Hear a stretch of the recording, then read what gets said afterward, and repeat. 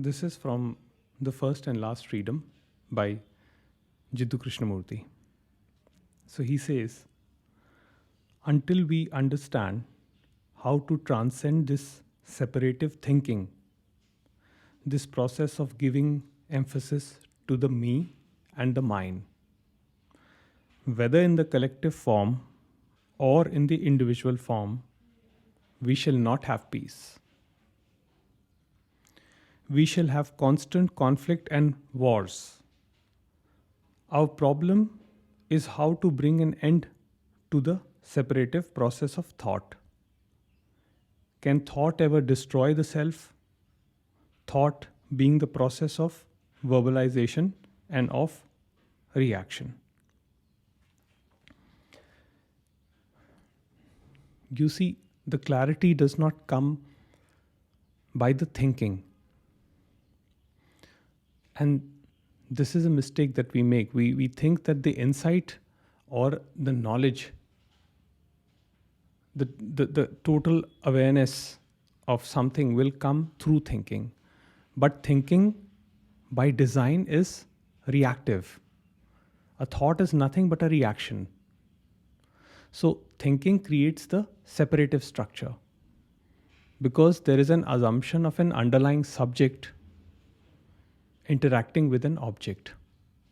So till the subject-object split remains, there is no possibility of seeing things with total clarity.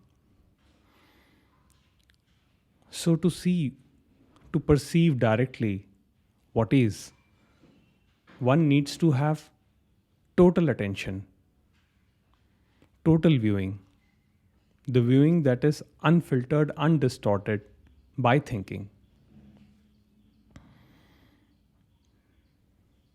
And that means that there is not an individual observer observing things.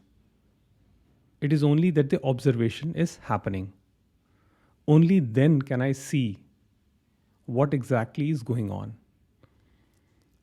Then I can see the conflicts that are happening inside of me. And that is how the separative structure begins to end. The subject-object split begins to dissolve. Otherwise, the clarity will never come because the thinking mind will create a projection. It will create a projection of peace. That, okay, if I do 10,000 hours of meditation, then maybe I begin to transcend duality and see the non-dual awareness, and then I will come at peace. That is again an assumption by the ego mind. And a majority of us use the thinking to evaluate all this, to get rid of the conflict. We understand that we are in pain. That much understanding we have, and we can see through and through that there is a conflict within. But that seeing is not total, because there is always this ego mind, this reactive mind, which brings up the thought that, okay, if this is the problem, then I have to do this for the solution, to end the problem. So either there is a resistance, the force of resistance towards a particular feeling, thought, sensation, or emotion, or there is indulgence in substance or something else to get rid of the uncomfortable feeling or sensation. And these two things are moving in the same direction. They are brought about by thinking. So there is no novelty, there is no creativity. There is only identification with the past and confirmation. So we are just repeating the same structures again and again and again. You see, mind has a circular tendency.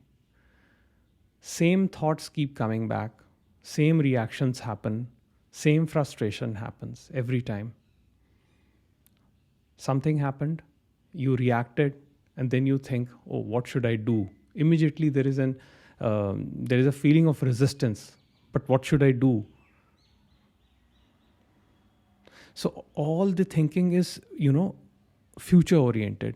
That maybe if I do this, maybe if I meditate for long hours, maybe if I do yoga or if I do some sort of sadhana, after some time, I may be able to achieve that state where I'm completely in bliss, in peace. And that process of thinking itself becomes the suffering. So, like Nisargadatta Maharaj says, that the search for peace itself becomes suffering.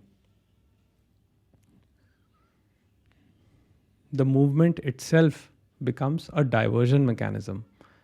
It itself becomes suffering. So, the clarity or insight is not a function of time brought about by the thinking mind. The thinking mind itself is the bane of our existence. Now, when I say thinking mind, I differentiate it from the working mind, which is very different. Working mind is acting spontaneously in the moment. So, if there is a problem which is here right now, then the solution is provided by the working mind. The thinking mind is obsessed with the outcome. It wants to control things, it wants to manipulate things to get the result, to get the final result of what it believes what should be. I hope this is not getting too complicated. It's actually something very difficult to explain because our mind is completely future oriented. We think that insight clarity comes as a function of time. But it is just here. The clarity is here in this moment, right now. There is no past, there is no future. It is here. And only in total awareness, total vision can one see what is actually happening. Otherwise, the mind colors everything according to its own biases, prejudices. So instead of seeing what is, what one sees is what should or should not be. And that becomes conflict. The moment I take a stance, the moment I take a particular view to be the only truth, then that becomes the problem. Because immediately there is an opposition from the other side. The thought is divisive by nature. The mind creates separation. That is the nature of mind. So to see the separative mind, one needs the total mind. And total mind can only come in stillness.